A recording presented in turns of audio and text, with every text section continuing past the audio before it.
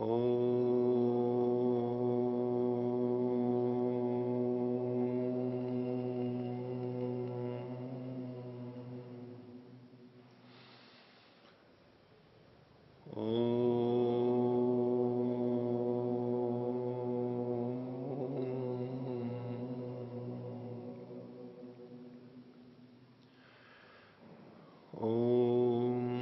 सहनावतु सहनौ भुनक्तु सह वीर्यं करवावहै तेजस्विनावधीतमस्तु मा विद्विषावहै।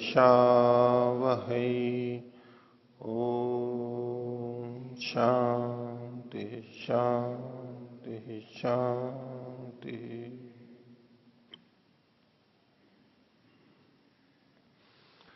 न्याय दर्शन की दूसरी कक्षा। कल हमने न्याय दर्शन के बारे में थोड़ा परिचय देखा, ग्रंथ क्या है, क्या प्रयोजन है इसका, और फिर वात्सायन मुनि ने तो भूमिका के रूप में कुछ बातें बताई, उसको भी हमने देखा था। और आज हम उसके आगे पहले सूत्र से प्रारंभ करेंगे।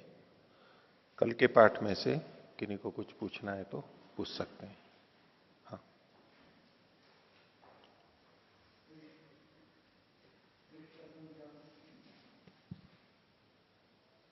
पृष्ठ संख्या 2, हाँ, अनुच्छेद तृतीय, हाँ, पंक्ति प्रथम। सामर्थ्यम पुनरस्याह फलेन अभिसंबंधः। ये स्पष्ट नहीं हो पाया। हाँ। देखो यहां पर इन्होंने प्रवृत्ति सामर्थ्यम, पीछे जो कहा था इन्होंने, प्रवृत्ति सामर्थ्यात अर्थवत प्रमाणम। प्रमाण अर्थवत कैसे होता है? जब प्रवृत्ति का सामर्थ्य होता है। प्रवृत्ति का मतलब है क्रिया, और सामर्थ्य का मतलब है उस क्रिया को जिस उद्देश्य से हमने किया था उसकी प्राप्ति हो जाना, उपलब्धि हो जाना। जैसे कि पंक्ति में इन्होंने लिखा सामर्थ्यम पुनः। सामर्थ्य किसे कहते हैं? तस्याह अस्याह, अस्याह मतलब अस्याह प्रवृत्ते है, प्रवृत्ति का फलेन अभिसंबंध, फल के साथ में संबंध हो जाना।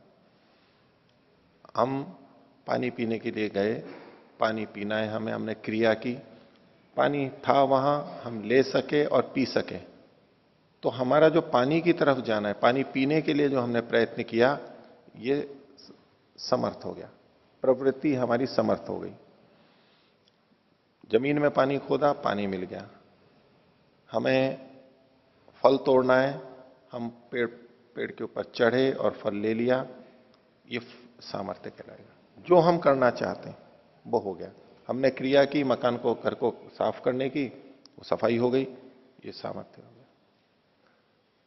और जैसे मृग तृष्णा में हमने प्रवृत्ति की, हमें जल दिखाई दे रहा था लेकिन वहां गए, वहां जल नहीं मिला, अब ये प्रवृत्ति का सामर्थ्य नहीं हुआ। हम सोच तो रहे थे कि यहां पर ऐसा होगा, दिख हमें ऐसा ही रहा था, ज्ञात ऐसा हो रहा था, लेकिन वैसा हुआ नहीं, ये प्रवृत्ति की सामर्थ्य नहीं हुई।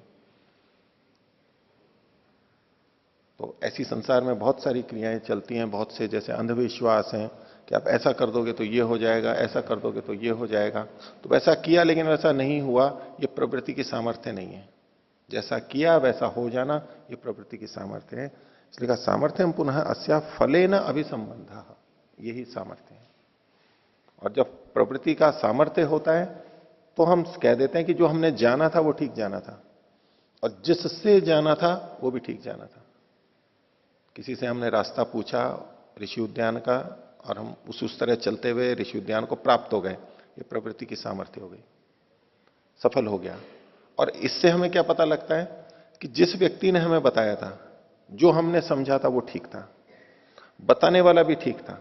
अब बताने वाले के अनुसार चलते चलते कहीं और पहुंच गए हम, विपरीत दिशा में, तो कहेंगे कि जो बताने वाला था वो ठीक नहीं था, वो सफल नहीं हुआ, वो गलत था। तो इसी तरह से प्रमाण हमारे को बताने वाले होते हैं। तो जब हम उसके अनुसार कार्य करते हैं और वो उपलब्ध हो जाता है तो हमें क्या पता लग जाता है? अर्थवत प्रमाणम, प्रमाण सार्थक हो जाता है, पता लग जाता है कि ये प्रमाण ठीक था। और कुछ? ओम। आचार्य जी, कल हमने प्रमाण से असत की उपलब्धि आपने बताया था, पृष्ठ संख्या 4।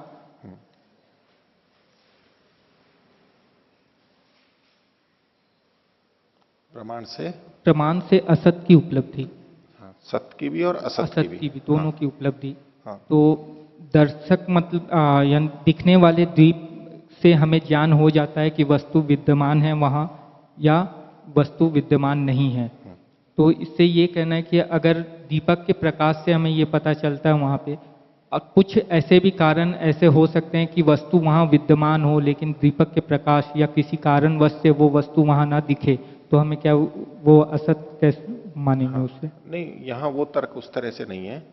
यहां केवल इतना देखिए कि दीपक से जो जो चीजें दिखाई देती हैं, जिन जिन चीजों में रूप गुण होता है, केवल उतने में लेंगे।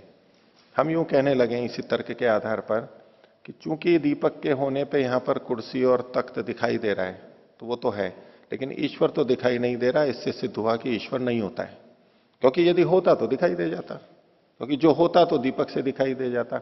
इस तर्क को वहां पर मत ले जाइए। दीपक से जो चीजें दिखाई देती हैं, दूसरे शब्दों में जिस वस्तु में रूप गुण होता है, केवल उन्हीं पे ही ये लागू होगी। और यदि दीपक जला हुआ है और वस्तु छोटी है, धूल का कण है, ऐसी छोटा सा कोई टुकड़ा है जो कि दीपक में दिखाई नहीं दे रहा है, तो वो चीजें भी आगे बताई जाती हैं कि इंद्रिय और अर्थ का सन्निकर्ष होने पर भी, वस्तु के होने पर भी चीज दिखाई क्यों नहीं देती। यह भी बिल्कुल प्रारंभ की बात है। असत का ज्ञान होता है, वस्तु के होते हुए भी वो वस्तु क्यों नहीं दिखाई देती। अन्य दर्शनों में भी आता है, यहां भी है। या तो अधिक दूर हो, अति निकट हो, अति सूक्ष्म हो, मन कहीं और गया हुआ हो, समान चीजों में हो, तो हमें होते हुए भी दिखाई नहीं देती है। वो उसके अपवाद है। उन अपवादों को यहां पर अभी मत लीजिए। इस सामान्य रूप से, जैसे कि यहां जितने व्यक्ति बैठे हुए हैं, जो हैं वो दिख रहे हैं और जो नहीं है वो हैं यहां नहीं है ना, वही दीपक से और आंख से हमें पता लग रहा है। बस इतने संदर्भ में इसको लीजिए। और कोई बोलिए।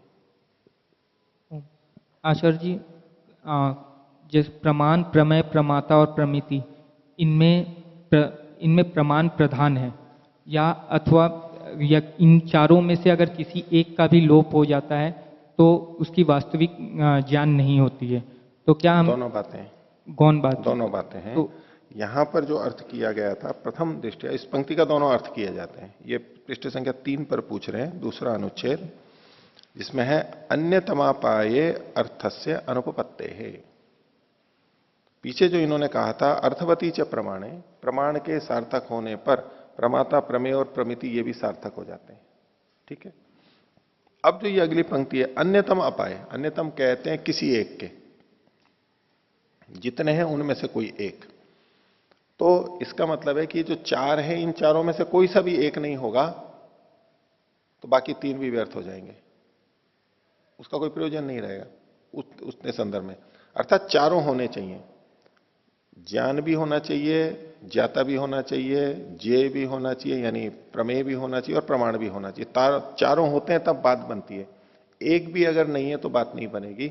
इसी तरह प्रमाण भी जब नहीं होगा तो बाकी सार्थक नहीं होंगे, और प्रमाण सार्थक हो गया तो बाकी तीन भी सार्थक हो जाते हैं, क्योंकि तीन की सार्थकता एक पर निर्भर है। इसको यूं समझिए कि चार पाए की कोई खाट हो या चार पहिए की गाड़ी हो, वो कब चलेगी? जब चारों पहिए होंगे। एक भी पहिया नहीं होगा तो दिक्कत हो जाएगी। खासतौर से तीन पहिए वाले में आप देख लीजिए, तीन में से या तीन पाए का तिपाया है घड़ा रखने का, एक भी गया तो फिर अब टिक नहीं सकते, यानी सबकी आवश्यकता है। प्रथम अर्थ तो यह हुआ। दूसरा अर्थ क्या कि चूंकि प्रमाण का प्रसंग चल रहा है, इसलिए प्रमाण की मुख्यता लेते हुए कि यदि प्रमाण नहीं होगा तो बाकी सब व्यर्थ हैं। दोनों तरह से अर्थ ले सकते हैं। नहीं, तो मेरा प्रश्न ये था आचार्य जी कि जो हम अर्थ, सुख, सुख का कारण, दुख और दुख का कारण, ये जो चार हैं, तो इनमें भी क्या प्रमाण प्रधान है? बिल्कुल। इनको कैसे जानेंगे? ये जो चार चीजें हैं ये प्रमेय के अंतर्गत आ रही हैं। हमें दुख को जानना है, हमें सुख को जानना है, हमें दुख के कारण को जानना है, हमें सुख के उपाय को जानना है। ये किस में आएगी? अर्थ। प्रमाण के द्वारा वस्तु का ज्ञान करना, जिससे जाना जाता है, अर्थ को जाना जाता है। किससे? प्रमाण से। तो प्रमाण से जाना जाता है तो ये चारों को जाना जाता है। ये चारों तो प्रमेय के अंतर्गत आएंगे। तो अगर ये ही नहीं है तो प्रमाण क्या करेगा? कोई चीज देखने को ही नहीं है, जानने को ही नहीं है, तो प्रमाण क्या करेगा? तो ये जो चारों हैं ये अलग नहीं है, इन चार की तरह ये चारों मिलकर के प्रमेय के अंतर्गत आएंगे। और इनमें से कोई एक नहीं हो तो भी चलेगा। मतलब सुख है तो हम सुख का भी पता लग जाएगा हमारे को। सुख के जानने में चारों काम आएंगे, प्रमाण, प्रमेय, प्रमाता और प्रमिति, चारों काम आएंगे। दुख के, सुख के साधन को जानने में भी चारों काम आएंगे, दुख में भी चारों काम आएंगे और दुख के कारण में भी चारों काम आएंगे। चारों, इन चारों में एक एक में भी चारों लग सकते हैं। धन्यवाद। और कोई? ओम। ढूंढीराज वाली पुस्तक में प्रस्तावना की पृष्ठ संख्या 9 पर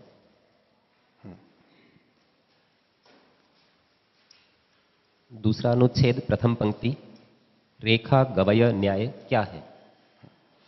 तो इन्होंने देखिए यहां लिखा है, किंतु रेखा गवय न्याय से सम्मति तर्क में भिन्न भिन्न मतों की 363 संख्या का उल्लेख मिलता है। तो किस किस के कितने मत हैं वो लिखा। तो रेखा गवय न्याय का मतलब हुआ कि रूपरेखा के रूप में, रूपरेखा सामान्य रूप से वर्णन मिल रहा है। विस्तृत वर्णन उन मूल ग्रंथों में नहीं है, लेकिन उनकी संख्याएं बता दी, कितने क्या है ये सब बता दिया। तो रेखा गवय न्याय, तो रेखा का मतलब रेखा चित्र, गवय का मतलब नील गाय, गाय के जैसी जो होती है नील गाय।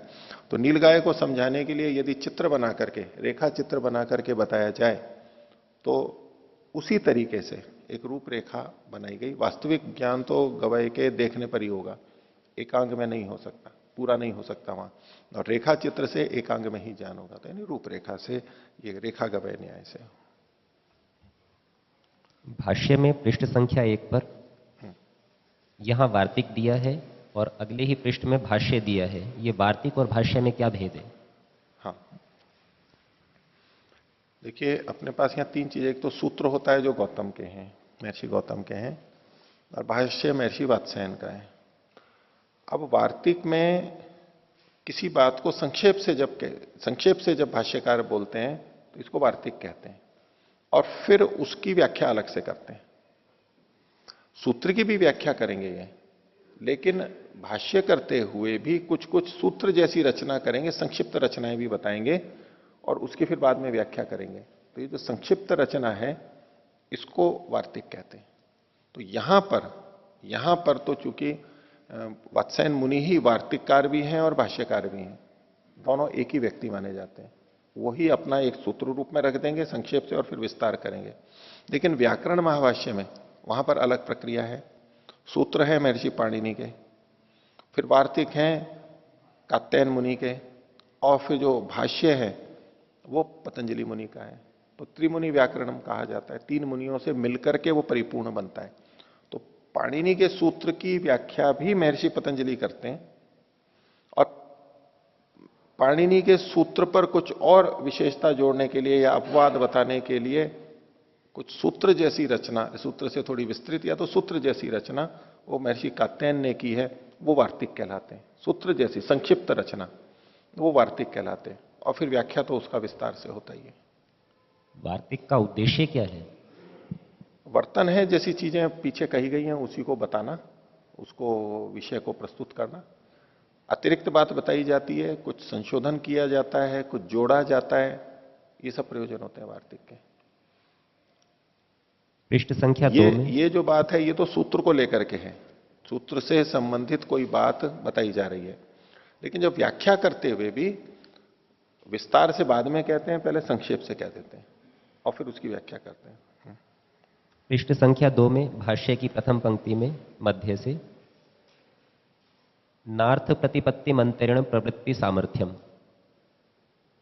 तटस्थता की स्थिति में अर्थ की प्रतिपत्ति होने पर भी उसकी ओर प्रवृत्ति नहीं होती।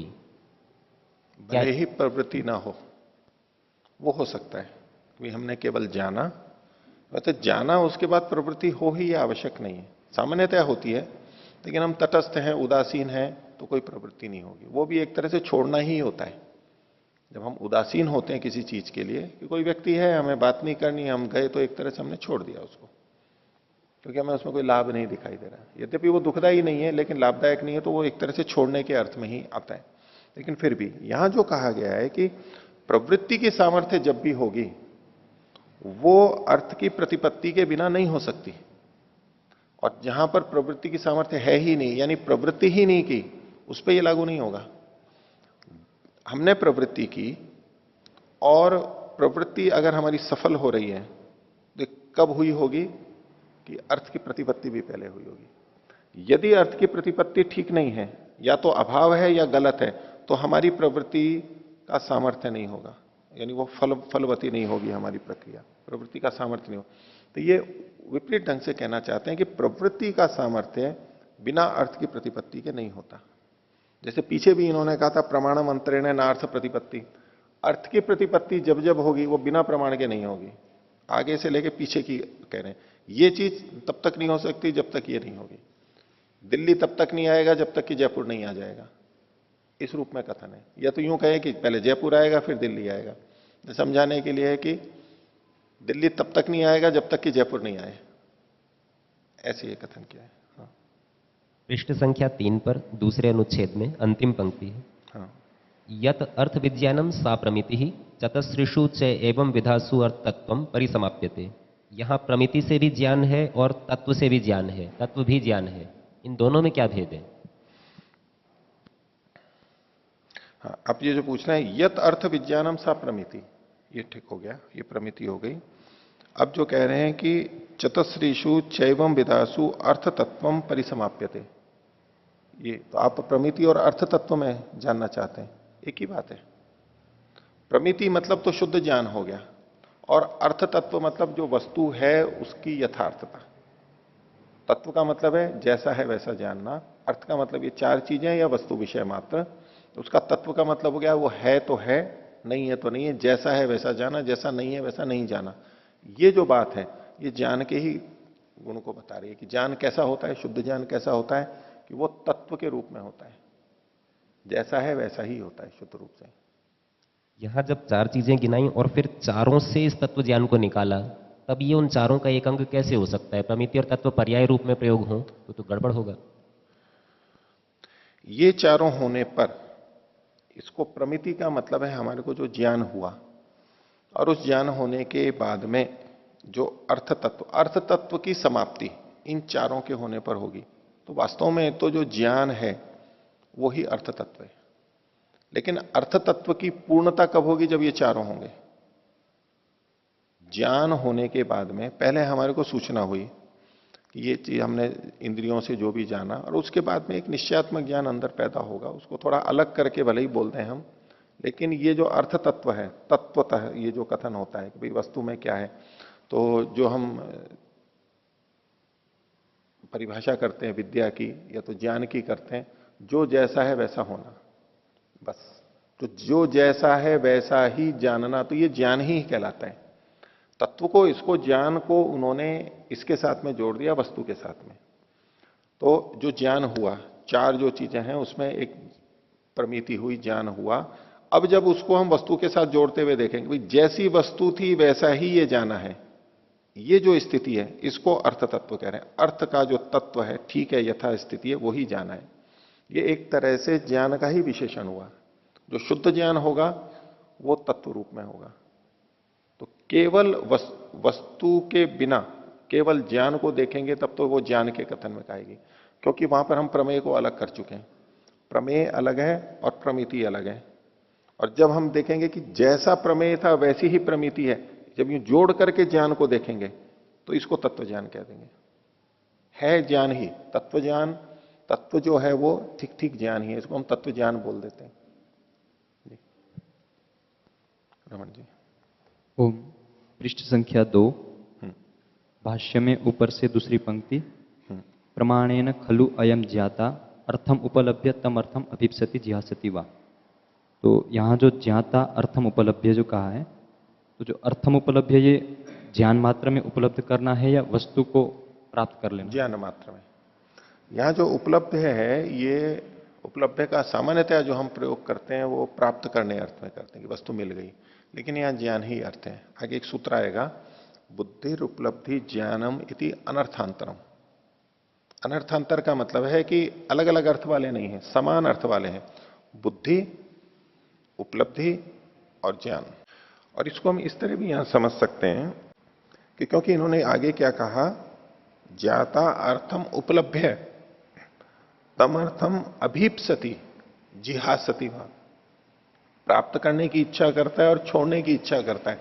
अर्थात ये जो उपलब्धि है ये इच्छा से पहले की बात है, और इच्छा के बाद में हम उसको प्राप्त करने के लिए जाएंगे, अनिच्छा के बाद हम उसको छोड़ेंगे। यानी वस्तु की जो वास्तविक उपलब्धि है वो तो इच्छा के भी बाद में होगी, प्राप्ति, वस्तु के साथ हमारी सन्निकर्षता, उससे पहले इच्छा है और उस इच्छा से भी पहले ये उपलब्धि कही जा रही है, तो ये उपलब्धि ज्ञान ही है। हाँ, जैसे किसी वस्तु को हमने पहले से पा रखा है, हमारे पास में है कोई वस्तु, लेकिन उसको हम छोड़ देते हैं, तो वहां पे पंक्ति कैसे घटाएंगे, उपलब्ध्य और फिर जिहास? हाँ, तो आपने जो ये पूछा कि कोई वस्तु हमारे पास प्राप्त है, तो जो प्राप्त है हमारे पास, अब उसको हमने जाना, पहले हमने जान करके प्राप्त कर लिया था, वो प्रक्रिया अलग हो गई। अब हमारे पास में है और अब भी हम जान रहे हैं कि ये मेरे को सुखदाई है, ये दुखदाई है। अब ये जो जानना है ये उपलब्धि हो गई, उसकी ज्ञान हो गया। और अब उसके बाद में हम उसको छोड़ना भी चाह सकते हैं और रखना भी चाह सकते हैं, प्राप्त भी रखना, बनाए रखना भी चाह सकते हैं, वहां पर भी घटेगा।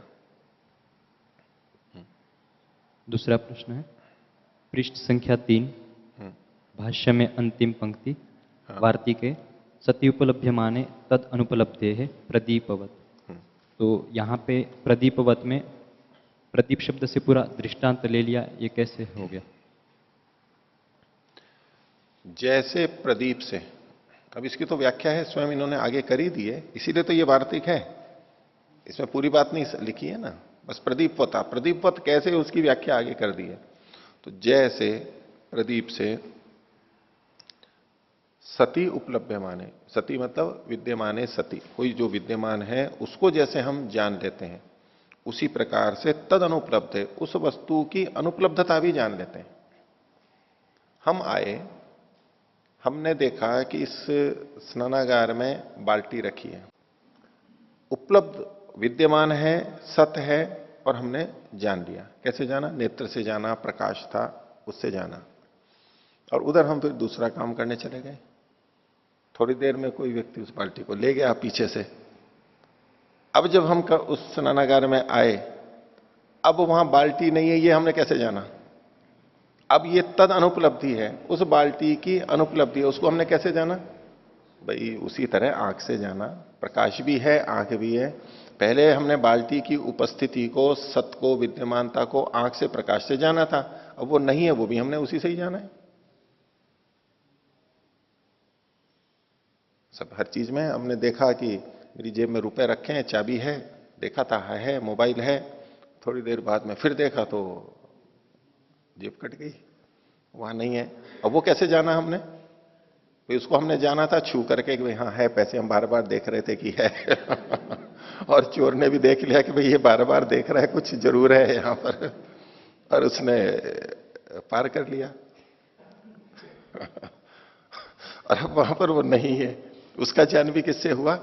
जिस हाथ से, स्पर्श इंद्रिय से हमें उसकी उपस्थिति ज्ञान हुई थी, उसकी अनुपलब्धि भी उसी से जानी जाती है। जैसे दीपक से भी ऐसे होता है, प्रमाणों से भी ऐसे ही होता है। हाँ। और जो यहाँ पे प्रमाण की चर्चा है, तो प्रमाण से क्या ग्रहण करना चाहिए? प्रमाण को ये आगे बताएंगे कितने प्रमाण हैं। तो इसमें प्रमाण का मतलब है जिससे जाना जाता है, यही इनका अर्थ है प्रमाण का। जैसे हम मन में स्मृति रहती है, हमारी स्मृति को भी हम उपस्थित करके हम जानते हैं उसके द्वारा। हाँ। या हम जो पुरानी स्मृति है उनको चिंतन करके एक नया ज्ञान भी पा लेते हैं, तो वो भी कैसी में आ जाएगा? ये सब चर्चा आगे चलेगी। प्रमाण आएंगे, फिर हर प्रमाण का भेद आएगा, तो किन इंद्रियों से।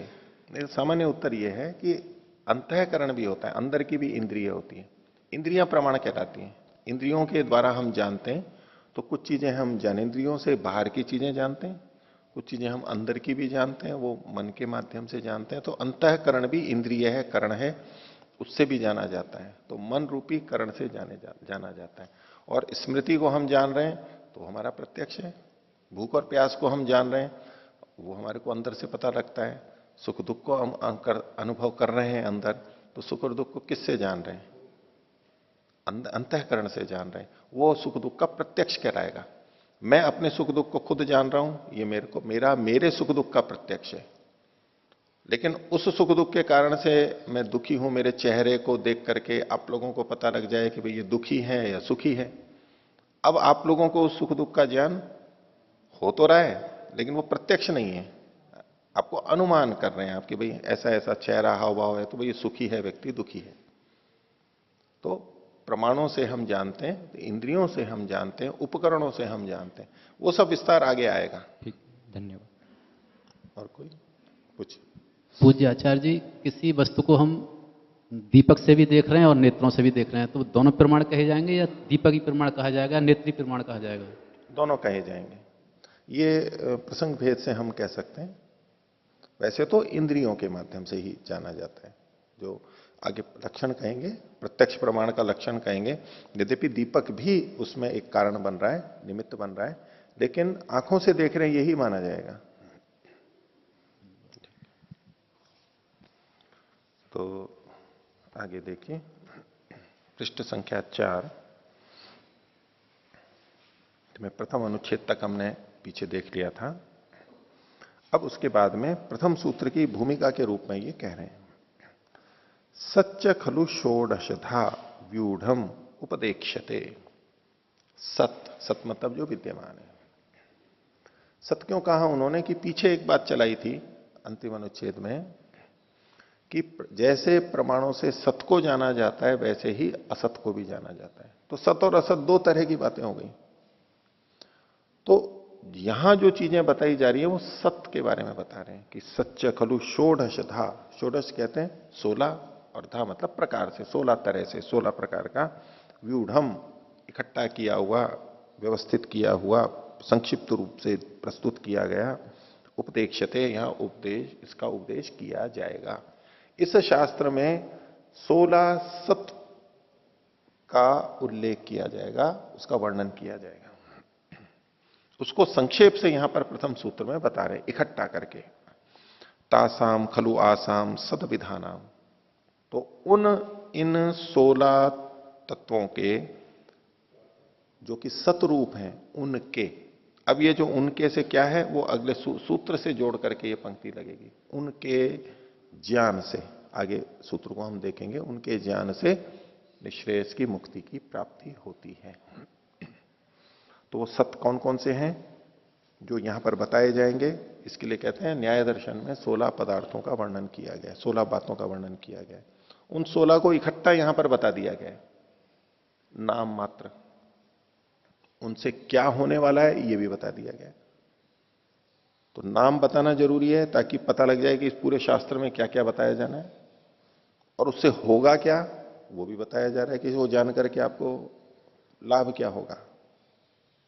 तो पहला सूत्र है, इसमें एक एक चीज बोलता जाता हूं। प्रमाण, प्रमेय, संशय, प्रयोजन, दृष्टांत, सिद्धांत, अवयव, तर्क, निर्णय, वाद, जल्प, वितंडा, हेत्वाभास, हेत्वाभास, छल, जाति, निग्रह स्थाना नाम, और ये अंतिम है निग्रह स्थान।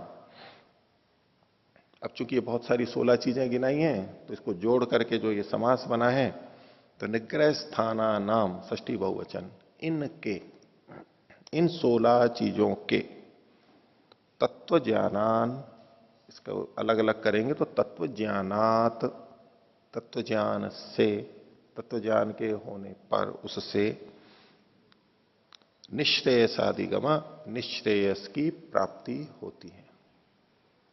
तत्व ज्ञान क्या है? तत्व को पीछे इन्होंने बताया था, जो वस्तु जैसी है वैसा जानना और जैसी नहीं है वैसा न जानना, यथार्थ। तो इन 16 को ठीक ठीक जान लेने से निश्रेयस का अधिगम, अधिगम यानी प्राप्ति होती है। निःश्रेयस का मतलब है मुक्ति। निःश्रेयस का मतलब मुक्ति। क्यों निःश्रेयस कहते हैं? श्रेयस कहते हैं कल्याण को, और निःश्रेयस का मतलब है नितराम निश्चित रूप से जहां पर श्रेय होता है, कल्याण होता है, उसको निःश्रेयस कहते हैं। निश्चित जो श्रेय है, निश्चितम श्रेय निःश्रेयस, तो निःश्रेयस की प्राप्ति होती है इनके जान लेने से। अब देखिए, शुरुआत से ही इन्होंने स्पष्ट कर दिया। लोगों के मन में क्या रहता है? न्याय दर्शन क्या है? तर्क वितर्क की चीज है, ये चर्चा की चीज है। हम आध्यात्मिक लोगों को, जिनको मुक्ति की प्राप्ति करनी है, उनको इससे क्या लेना देना? लेकिन देखिए, पहला सूत्री क्या कह रहा है? इनके ठीक ठीक ज्ञान से निःश्रेयस की प्राप्ति होती है।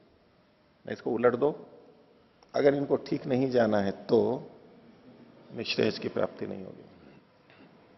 ये मोक्ष शास्त्र है, मुक्ति को ध्यान में रख करके ये सारी की सारी चीजें कही गई हैं। यद्यपि बहुत वाद विवाद तर्क वितर्क चलेंगे, लेकिन ये सब इसलिए है कि हमारा ज्ञान शुद्ध हो सके, तभी हमारी मुक्ति हो पाएगी। भाष्य देखिए आगे। निर्देशे यथा वचनम विग्रह। निर्देशे, निर्देश का मतलब है सूत्र। तो इस सूत्र में इसका जब विग्रह करेंगे, विग्रह का मतलब होता है एक एक शब्द को तोड़ना। संस्कृत में एक तो होते हैं समस्त पद मिले हुए, समास हो जाता है, और जब उसको अलग अलग तोड़ते हैं उसको कहते हैं विग्रह, टुकड़े करना। तो यथा वचनम विग्रह, यहां जब विग्रह करेंगे तो जैसा जैसा वचन यथा योग्य है वैसा वैसा होगा। वचन का क्या मतलब होता है? एक वचन, द्विवचन, बहुवचन। क्योंकि यहां जितनी चीजें बताई गई हैं वो सब एक एक नहीं है। यद्यपि यहां पर 16 चीजें बताई गई हैं, 16 नाम लिखे हैं, लेकिन कोई एक है और कई अनेक हैं। जैसे कि प्रमाण है, अब यहां तो बस प्रमाण भी लिखा है, प्रमेय भी लिखा है, संशय भी लिखा है। अब प्रमाण है, आगे जाके बताएंगे कि 4 प्रमाण होते हैं। तो जब इसका विग्रह करेंगे तो यहां पर हम प्रमाणानि ऐसा बोलेंगे। प्रमेय है, आगे 12 प्रमेय बताए हैं, तो यहां पर बहुवचन में प्रयोग करेंगे। संशय है, आगे एक प्रकार का है तो वो एक ही होगा।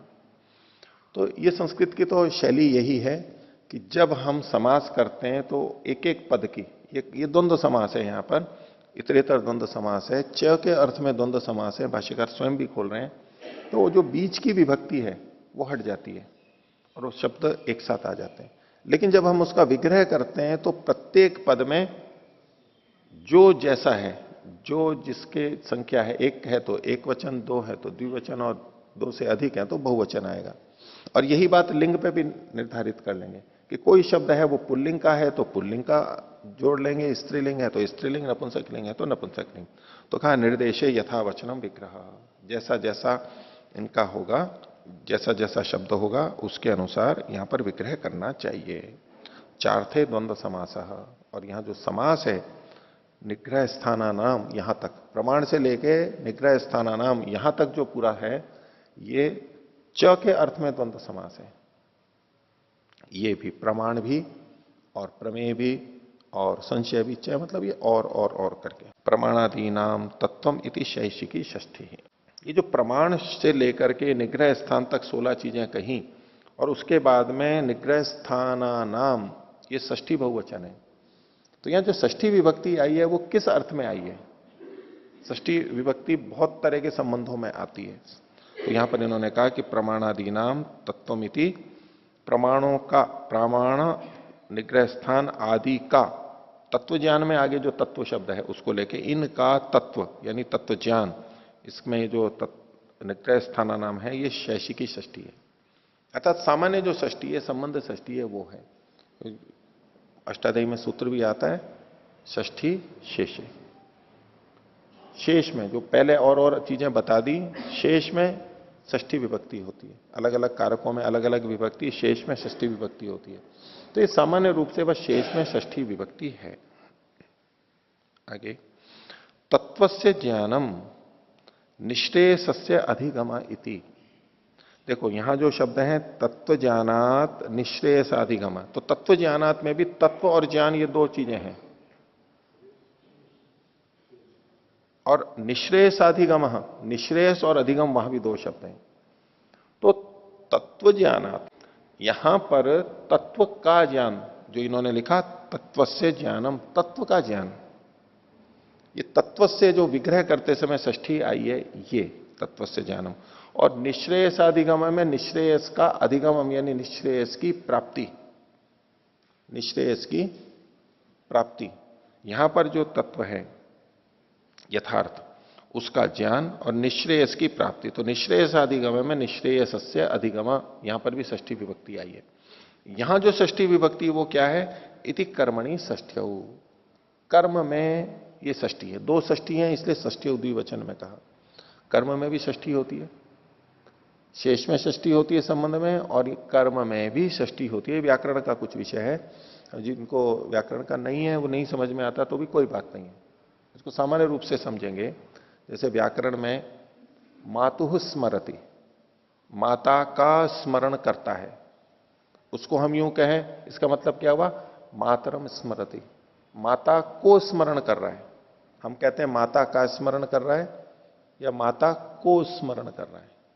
जैसे हम कहते हैं ना पेड़ को देख रहा है, पेड़ को देख रहा है, तो ऐसे जब हम किसी का स्मरण कर रहे हैं, भाई किसको याद कर रहा है, तो हम क्या बोलते हैं, माता को याद कर रहा है। तो को मतलब तो कर्म है वो हमारे स्मरण का को, लेकिन वैसे षष्ठी में भी प्रयोग करते हैं, माता का स्मरण कर रहा है, माता को स्मरण कर रहा है या माता का स्मरण कर रहा है। तो जब हम ये कहते हैं कि माता का स्मरण कर रहा है, ये जो षष्ठी है इसको यहां पर कर्म में षष्ठी माना जाता है। तो यहां पर तत्व का ज्ञान, यानी तत्व को जानता है, ये तत्वम जानाति, तत्व को जानता है।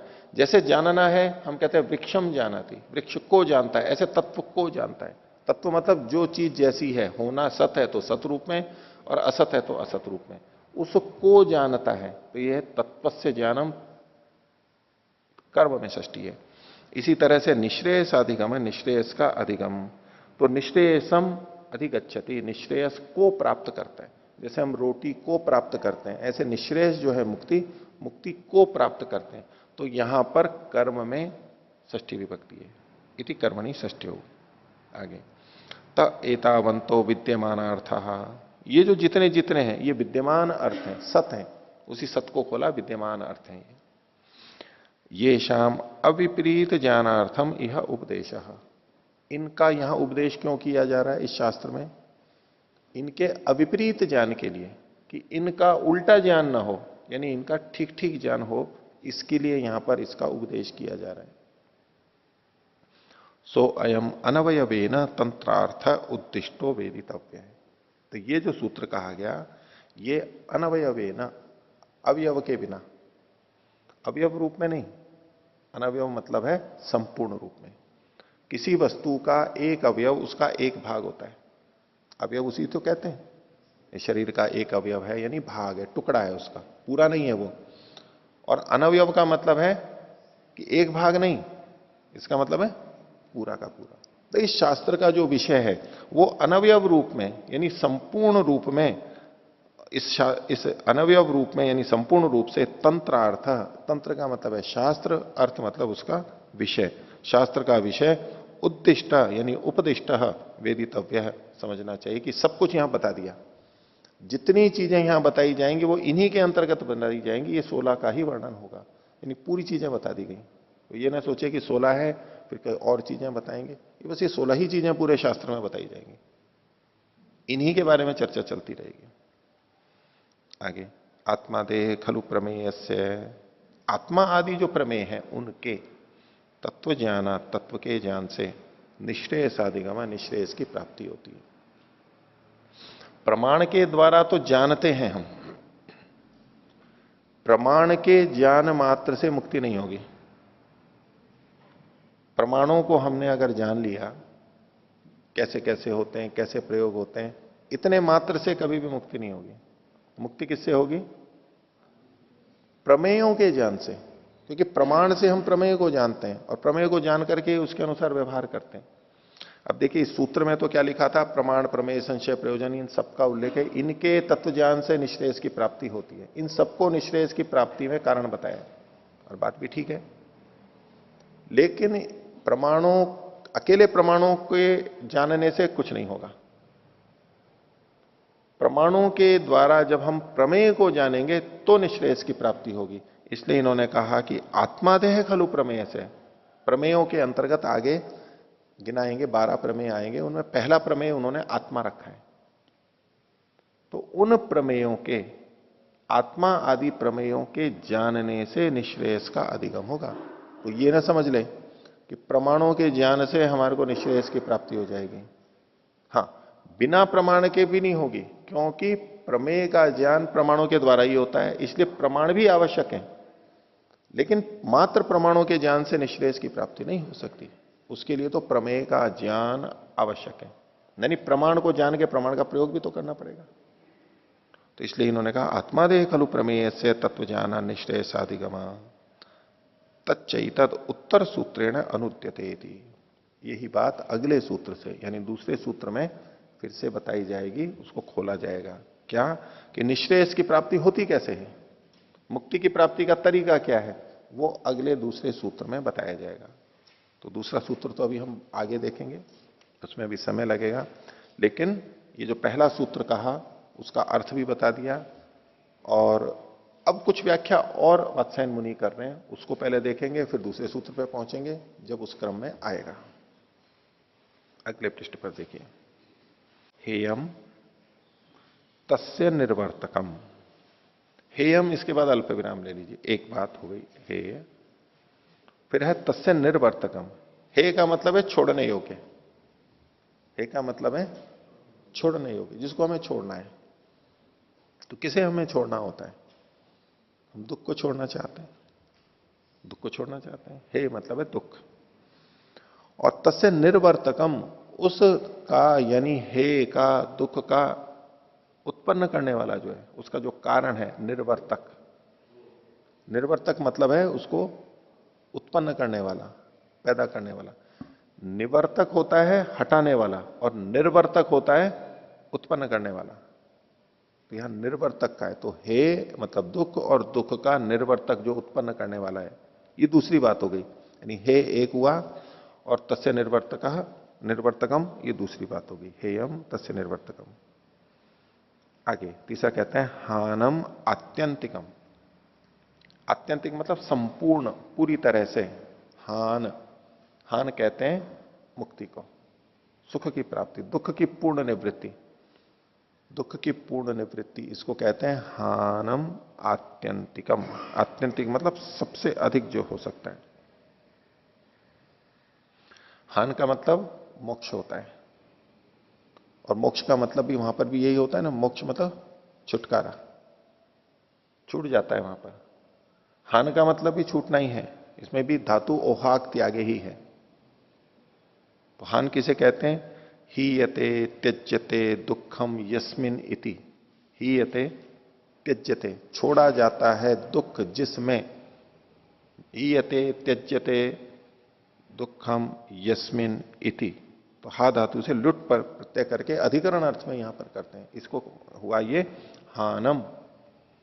और वो हानम मतलब आत्यंतिक, पूरी तरह जहां पर दुख छोड़ दिया जाता है। दुख को छूटना हमारे यहां भी होता है। हम बाहर बहुत भयभीत हैं, किसी कमरे में आ गए, सुरक्षित जगह आ गए, अपने घर पर आ गए, तो दुख छोड़ा जाता है, घर में भी दुख छूटता है। किसी अधिकारी पुलिस स्टेशन पे जाकर के भी हमारा दुख और भय छूटता है। बाहर गर्मी है, अंदर ठंडे छाया में आ गए तो भी हमारा दुख छूटता है। तो दुख का छूटना, थोड़ा थोड़ा दुख का छूटना तो बहुत जगह होता है, लेकिन उसको हान नहीं कहते। ये हानम आत्यंतिकम, जहां पूरी तरह दुख की निवृत्ति हो जाती है, उस स्थान को, यानी ये मुक्ति है, मोक्ष है। मुक्ति में भी छूटना ही है, मोक्ष भी छूटना ही है, और हान भी छूटना ही है। किससे छूटना है, दुख से छूटना है। और चौथा है तस्य उपायो अधिगंतव्य, और उसका जो उपाय है, किसका, मुक्ति की प्राप्ति का जो उपाय है, वो अधिगंतव्य, यानी उसका ज्ञान हमें करना चाहिए। वो प्राप्त करने योग्य है, उसका उपाय। उपाय को प्राप्त करेंगे तो हमारे को मुक्ति भी प्राप्त हो सकेगी। तस्य उपायो अधिगंतव्य इत्येतानि चत्वारि अर्थपदानि, इन 4 अर्थ पदों को देखो। पीछे इन्होंने एक बात कही थी 4 के लिए, दुख, सुख, सुख का हेतु, दुख और दुख का हेतु। बस उसी बात को यहां पर भिन्न शब्द से कहा गया है। हेयम तस्य निर्वर्तकम 2 और हानम आत्यंतिकम और तस्य उपाय अधिगंतव्य। योग दर्शन के अंदर ये होता है हेय, हेय हेतु, हान और हानोपाय, एक ही बात है ये। जो पीछे अर्थ को 4 भाग में बांटा था, बस वही 4 यहां पर कही गई है। तो इत्येतानि चत्वारि अर्थपदानि, ये जो अर्थपद है, अर्थ का जो तात्पर्य होता है, अर्थ शब्द, पुरुषार्थ भी वही है। तो ये जो 4 हैं, इनको सम्यक बुद्ध्वा, अच्छी तरह से जान करके निश्रेयसम अधिगच्छति, निश्रेयस को प्राप्त कर लेते हैं। देखिए, इच्छा तो सबकी यही है कि दुख छूटे और सुख प्राप्त हो। इसको सिखाने की किसी को जरूरत नहीं है कि दुख को छोड़ो और सुख को प्राप्त करो। इसको सिखाने की जरूरत है क्या? नहीं है, तो स्वभावतः ही है हमारे अंदर, आत्मा का स्वभाव ही यही है। लेकिन हम दुख को पूरी तरह छोड़ नहीं पाते हैं और सुख को पूरी तरह प्राप्त नहीं कर पाते। उसका कारण क्या है कि हमने सुख को ठीक तरह नहीं जाना है कि वास्तविक सुख, पूर्ण सुख क्या है। यानी सुख को ठीक नहीं जाना है, उसको ठीक तरह जानना है। और सुख की प्राप्ति का, वास्तविक सुख की प्राप्ति का उपाय क्या है, वो उपाय हमें नहीं पता है। सुख का भले ही पता हो, लेकिन सुख की प्राप्ति का उपाय नहीं जानते हैं तो भी सुख नहीं मिल पाएगा। इसी तरह से हमें यह नहीं पता कि दुख है क्या। हम सुख को दुख समझ लेते हैं या दुख को सुख समझ लेते हैं, उल्टा हो जाता है। तो दुख वास्तव में है क्या, ये अगर हमें पता नहीं लगेगा तो उसको छोड़ेंगे कैसे। हम उसको सुख समझ के बैठे हैं तो हम कभी भी नहीं छोड़ेंगे और बस पिसते रहेंगे उसी में। तो दुख को जानना भी जरूरी है और फिर उस दुख का कारण क्या है ये जानना भी जरूरी है। दुख को जान लिया लेकिन दुख के कारण को नहीं समझा तो भी दुख नहीं जा सकता है। तो हमें अपनी कामना की पूर्ति के लिए, जो हम यानी प्रत्येक आत्मा चाहता है, उसकी पूर्ति के लिए क्या करना होगा? इन 4 चीजों को जानना होगा। सुख, सुख का कारण, दुख और दुख का कारण, सुख का उपाय और दुख का कारण क्या है, इसको सम्यक बुद्ध्वा, सम्यक जिसने जान लिया उसको मुक्ति को प्राप्त कर लेगा। यही जानना है हमारे को। बाकी दुनिया की कितनी सारी चीजें हैं, उन सबको भी हम इसीलिए जानते हैं, हमें पता लगे कि इससे कहीं मेरे को हानि तो नहीं हो जाएगी, दुख तो नहीं हो जाएगा, मेरे को इस वस्तु से सुख मिल सकता है नहीं मिल सकता है। हमारा सारा ज्ञान इसीलिए तो केंद्रित है। क्यों हम किसी चीज को जानना चाहते हैं, क्यों हम किसी वस्तु को जानना चाहते हैं? हमारे घर में अनजाने में कोई व्यक्ति आ जाए तो हम उसको क्यों जानना चाहते हैं?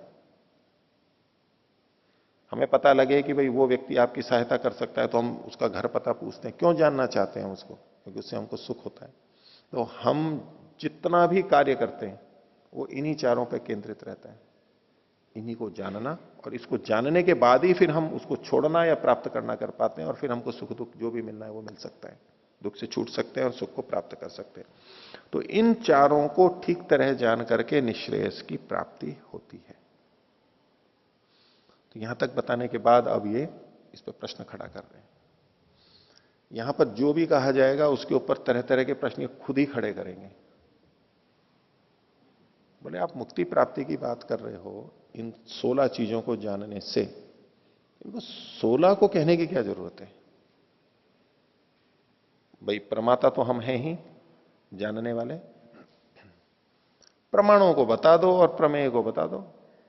किससे जानना है ये बता दो और जिसको जानना है वो बता दो और उससे ज्ञान उत्पन्न हो जाएगा। अब ज्ञान उत्पन्न हो जाएगा तो मुक्ति हो जाएगी। तो प्रमाण की जरूरत है, समझ में आ गया। प्रमेय की जरूरत है, समझ में आ गया। ये संशय आदि को जो आगे आपने बताया, संशय, प्रयोजन, दृष्टांत, सिद्धांत, ये जो सारी की सारी चीजें बताई, इसको जानने की क्या जरूरत है? और इन सब को भी हम प्रमेय के अंतर्गत डाल सकते हैं अगर जानना भी है तो। ये आपने 16 चीजें क्यों बताई? अब 2 ही बता देते, प्रमाण और प्रमेय को जानना है बस। 16 बताने की क्या जरूरत थी? तो प्रश्न खड़ा किया ये वार्तिक है, तत्र संशय आदि नाम पृथक वचनम अनर्थकम। ये जो संशय आदि का कथन है, यानी प्रमाण और प्रमेय के बाद में संशय से लेकर के निग्रह स्थान तक यानी जो ये जो 14 चीजें हैं इनका संशयादि नाम पृथक वचनम, अलग से कथन करना अनर्थक है, कोई आवश्यकता नहीं थी इसकी। इतना लंबा सूत्र बना दिया, हमारे को याद करने में भी दिक्कत आएगी। सीधा कहते थे प्रमाण और प्रमेय के तत्व ज्ञान से निश्रेयस की प्राप्ति होती है, इस 16 क्यों गिना दिया आपने? तो बाकी के 14 का कथन अनर्थक है, निरर्थक है, ये आक्षेप लगाया। ये वार्तिक में है, इसको खोल रहे हैं आगे। संशयादयो यथा संभवम प्रमाणेषु प्रमेयेषु च अंतर्भवंतो न व्यतिरिच्यन्ते इति। ये जो संशय आदि हैं यथा संभव, इसको या तो आप प्रमाणों में डाल दो या तो प्रमेय में डाल दो, किसी में भी डालो, दोनों में से किसी किसी में डाल दो, इन दो से अतिरिक्त कुछ भी नहीं है। भाई संशय है, संशय को आप प्रमाण में डालेंगे या प्रमेय में डालेंगे? वैसे तो कोई चीज प्रमाण और प्रमेय दोनों होती है, लेकिन संशय होता है तो हम कुछ फिर जानते हैं, तो चलो आप इसको प्रमाण में डालना है प्रमाण में डाल दो। प्रयोजन, प्रयोजन भाई प्रयोजन को जानना चाहिए तो प्रयोजन को आप प्रमेय में डाल दो, जिसको जाना जाता है। दृष्टांत, दृष्टांत को हम जानते हैं तो उसको प्रमेय में डाल दो। सिद्धांत उसको जानते हैं, उसको प्रमेय में डाल दो। अवयव, पंचावयव है, उसको भी जानना है, या तो वो प्रमाण के रूप में, अनुमान प्रमाण के भाग हैं अवयव, तो अवयव को आप प्रमाण में डाल दो। तर्क, तर्क से भी हम जानते हैं तो इसको भी आप प्रमाण में डाल दो। अवयव, तर्क, निर्णय, निर्णय को आप प्रमाण में डाल दो चाहे तो। और इसी तरह वाद, जल्प, वितंडा, इससे भी हम कुछ जानते हैं, इनको भी आप प्रमाणों में डाल दो। छल, जाति, निग्रह स्थान, इनसे भी हम कुछ जानते हैं, समझते हैं, या इनको जानना है, तो कुछ भी हो, इन 14 को या तो आप प्रमाण में डाल दो या प्रमेय में डाल दो, अलग से करने की जरूरत ही नहीं थी आपको। तो यथासंभव यानी जो जिसमें डल सकता है, प्रमाण में या प्रमेय में अंतर्भावित होते हुए, ये उससे अलग नहीं होते, अलग करने की कोई आवश्यकता नहीं थी, छोटा सूत्र बनाते। तो सिद्धांति कहता है सत्यम एतत्। हाँ, बात तो ठीक कह रहे हो आप,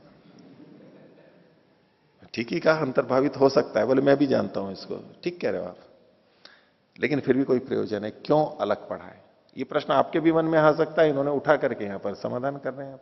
देखिए, इमास चतस्रो विद्या पृथक प्रस्थान, बोले ये जो 4 प्रकार की विद्या है ये अलग अलग प्रस्थान वाली हैं, अलग अलग इसका प्रतिपादन होता है, अलग अलग प्रतिपादन परक है, इनके अलग अलग उद्देश्य हैं। 4 विद्याएं कौन सी हैं वो इन्होंने नीचे दिया, अभी बताता हूं। और ये 4 क्यों हैं? पृथक प्रस्थान है, पृथक ये प्रतिपादन परक है। और प्राणभृताम अनुग्रहाय उपदिश्यन्ते, प्राणभृत, प्राणी जो जीवन धारण करते हैं उनके अनुग्रह के लिए ये कहे जा रहे हैं, उनके हित के लिए ये कही गई है। वो 4 कौन सी हैं? इन्होंने 6ठे पृष्ठ पर नीचे हिंदी में लिखा हुआ है बीच में। पहला है आन्वीक्षिकी, ये संख्या दे रखी है बीच में, एक आन्वीक्षिकी, दूसरा है वेदत्रयी, तीसरा है वार्ता और चौथी है दंड नीति। ये 4 विद्याएं कही जाती हैं।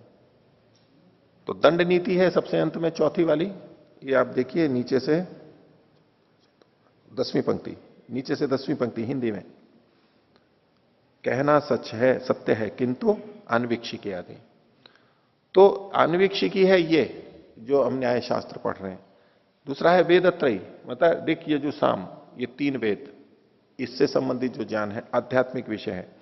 वार्ता, ये है व्यापार आदि, वैश्य वर्ग जो करता है। और दंड नीति, ये है शासन नीति, क्षत्रिय जिसको करते हैं। तो बोले ये 4 विद्याएं हैं। तो आन्वीक्षिकी को इनसे अलग रखा गया है बाकी तीनों से। तो उसका उल्लेख करते हुए कहते हैं कि इमास चतस्रो विद्या पृथक प्रस्थान, ये 4 विद्याएं भिन्न भिन्न स्वरूप वाली हैं, भिन्न प्रतिपादन परक वाली हैं और प्राणियों के हित के लिए कही गई हैं। यासाम चतुर्थी इयम अन्वीक्षिकी न्याय विद्या, और इनमें जो चौथी है यानी एक 4 में से एक, वो अन्वीक्षिकी विद्या है, इसे ही न्याय विद्या कहते हैं। ये क्यों कही गई है? बोले कि तस्याह पृथक प्रस्थाना संशयादय पदार्थ, ये जो संशय आदि पदार्थ हैं यही तो इसकी विशेषता है इस विद्या की। संशय आदि जो पदार्थ हैं यही तो इस अन्वीक्षिकी विद्या, न्याय विद्या की विशेषता है कि ये इसके बारे में बताता है कि संशय क्या होता है। तुम्हें पता ही नहीं लगेगा संशय होता क्या है, और संशय होता क्यों है ये भी बताया जाएगा। कैसे कैसे संशय होता है, किन किन कारणों से संशय होता है वो बताया जाएगा। ऐसे और भी चीजें। तो ये जो संशय आदि हैं ये इसके अलग पदार्थ हैं, विषय हैं। तेषाम पृथक वचनम अंतरेण अध्यात्म विद्या मात्रम इयम स्यात् यथोपनिषदः। बोले अगर संशय, दृष्टांत, सिद्धांत आदि का, वाद, जल्प, वितंडा का अलग से वर्णन नहीं होता तो ये अध्यात्म विद्या मात्र होती, जैसे कि उपनिषद है। फिर बस प्रमाण और प्रमेय, उसके बारे में, प्रमेयों के बारे में बताते रहो सीधे सीधे। तो इस विद्या की, अन्वीक्षिक विद्या की विशेषता क्या होती? तो संशय आदि के माध्यम से ही तो इसकी विशेषता प्रतिपादित हो रही है। उन्हीं पे तो इसने ध्यान केंद्रित करना है कि ठीक ज्ञान कैसे आए। तो चूंकि ये इस शास्त्र की विशेषता है, इसलिए संशय आदि को प्रमाण और प्रमेय में यथासंभव अंतर्भावित जानते हुए भी अलग से वर्णन किया गया। तस्मात संशय आदि भी पदार्थ ही पृथक प्रस्थाप्य थे, इसलिए संशय आदि पदार्थों के द्वारा इनके इसको अलग रूप से कथन किया जाता है। ये जो न्याय विद्या है उसको संशय आदि पदार्थों से अलग अलग करके बताया जाता है। आगे, तत्र न अनुपलब्धे न निर्णीते अर्थे न्याय प्रवर्तते किम तरहि संशयिते अर्थे। बोले ये संशय की क्या जरूरत थी? तो उसका उत्तर दे रहे हैं यहां पर। यद्यपि संशय के बारे में आगे सूत्रकार बताएंगे, व्याख्याकार भी बताएंगे विस्तार से, लेकिन एक थोड़ी सी बात बता रहे हैं। बोले विमृश्य, विमृश्य मतलब संशय करके, संशय्य, पक्ष प्रतिपक्षाभ्याम नहीं, न अनुपलब्धे न निर्णीत अर्थे न्याय प्रवर्तते। न्याय जो है, यानी जो ये अनुमान है, ये ज्ञान प्राप्ति की प्रक्रिया है, जिससे जाना जाता है प्रमाणाइर अर्थ परीक्षणम न्याय, स्वयं भी बताएंगे। प्रमाणों से अर्थ की, विषय की परीक्षा करना न्याय कहलाता है। तो बोले ये जो न्याय है ये कब चलता है, कब शुरू होता है? तो ये कब नहीं चलता उसको बता रहे हैं, न अनुपलब्ध है। यदि किसी चीज का कुछ भी ज्ञान नहीं है तो उस विषय में हम क्या निर्णय करेंगे कि ये कैसी है, ये है या नहीं है? अब कुछ भी नहीं पता है हमारे को। तो न तो अनुपलब्ध विषय में ये चलता है, न निर्णीत अर्थ है, और जिसमें निश्चय हो गया उसमें भी ये न्याय नहीं चलता है। जब आपको निश्चय ही है तो किस प्रमाण का प्रयोग करोगे? निश्चय हो चुका है वो तो। इसका मतलब है कि ये कब न्याय की प्रवृत्ति होती है इस अन्वीक्षी की विद्या की? जब पहली बात तो हमें उसका निर्णय नहीं हुआ हो। निर्णय नहीं हुआ है तो क्या मतलब है? संशय है, और वस्तु उपलब्ध भी होनी चाहिए, ये है और इसका पता नहीं लग रहा है कि कैसी है, निश्चय नहीं हो पा रहा है, तब ये न्याय विद्या प्रारंभ होती है वहां। तभी तो इसकी आवश्यकता है। तराजू की कब जरूरत होती है? न्याय को आप तराजू की तरह से देखिए। तराजू की कब जरूरत होती है? जब वस्तु हो और उसके बारे में संशय हो कि ये कितनी है। इसकी दृष्टि से देखेंगे तो क्या न अनुपलब्ध है। अगर कोई वस्तु ही नहीं है तो तराजू का प्रयोग करोगे क्या? तराजू की क्या जरूरत? मूर्खता होगी, कर ही नहीं सकते आप तराजू का प्रयोग अगर वस्तु ही नहीं है तो। दूसरी बात, अगर वस्तु है भी लेकिन निर्णित है कि ये कितने भार की है, कितना इसका वजन है, तो भी हम तराजू का प्रयोग नहीं करेंगे। तो कब प्रयोग होता है तराजू का? वस्तु हो लेकिन निश्चय नहीं हो। तो ऐसे ही इस न्याय का प्रयोग कब होगा? जब कोई विषय हो और उसमें संशय हो, अभी निर्णय नहीं हुआ हो। तो बिना संशय के, निर्णय नहीं है मतलब संशय, तो बिना संशय के तो ये शास्त्र ही प्रवृत्त नहीं होता, तो संशय को तो हमें देना ही पड़ेगा। इसलिए प्रमाण और प्रमेय के बाद में तीसरा मुख्य विषय संशय का। पहले संशय तो हो तब चर्चा चलेगी।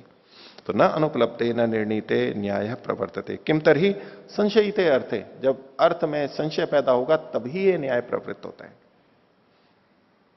आगे यथोक्तम, जैसा कि कहा है। अब ये सूत्र को उद्धृत कर रहे हैं जो आगे हमारे को देखने को मिलेगा।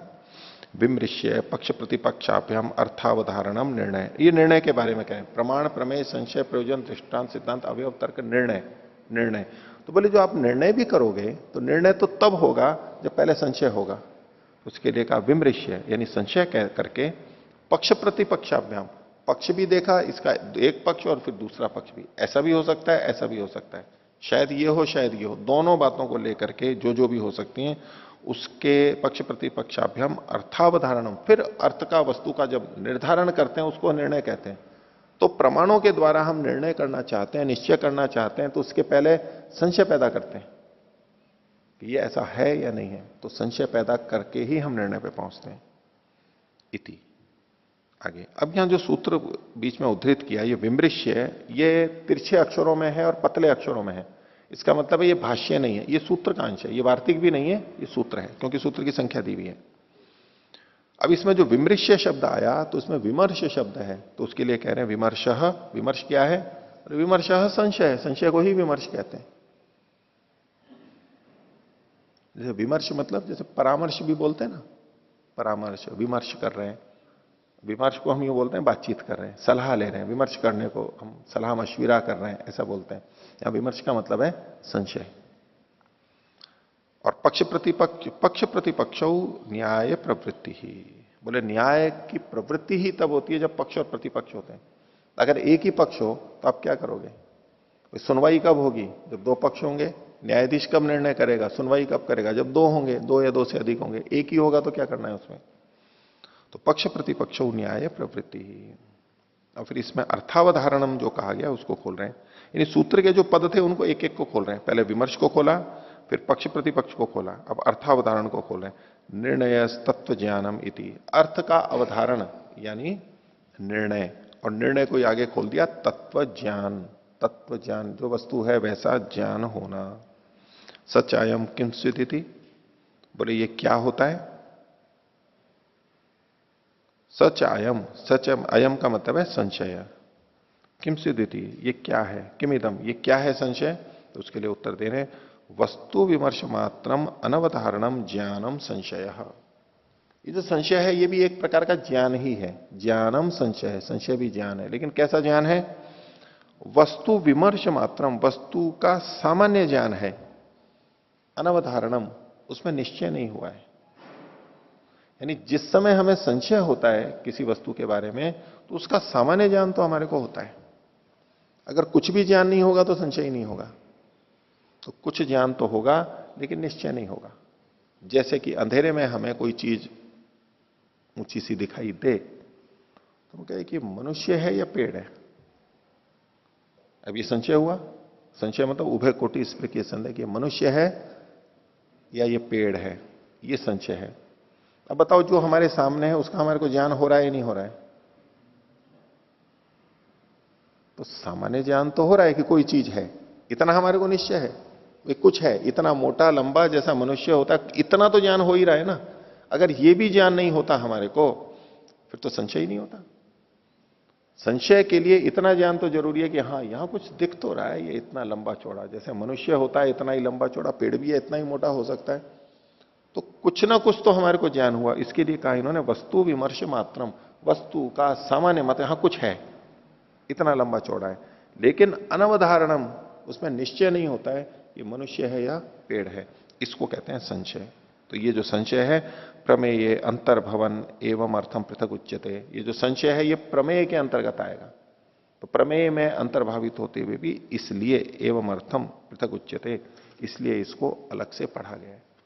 तो ऐसे ही और चीजों को भी अलग से पढ़ा गया है, उस सबको ये आगे आगे बताएंगे। प्रमाण प्रमेय संशय, इसके आगे प्रयोजन के बारे में बताएंगे, क्यों इनको अलग पढ़ा, और इनका थोड़ा थोड़ा सा स्वरूप भी यहां पर बताते चलेंगे।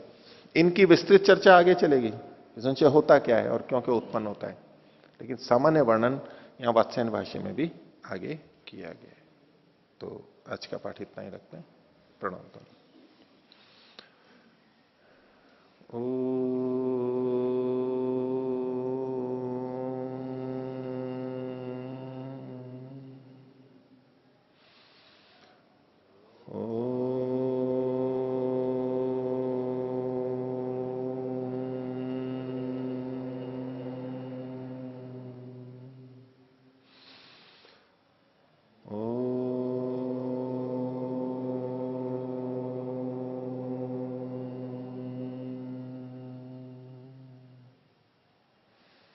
सभी को सादर अभिवादन। ओम शांति।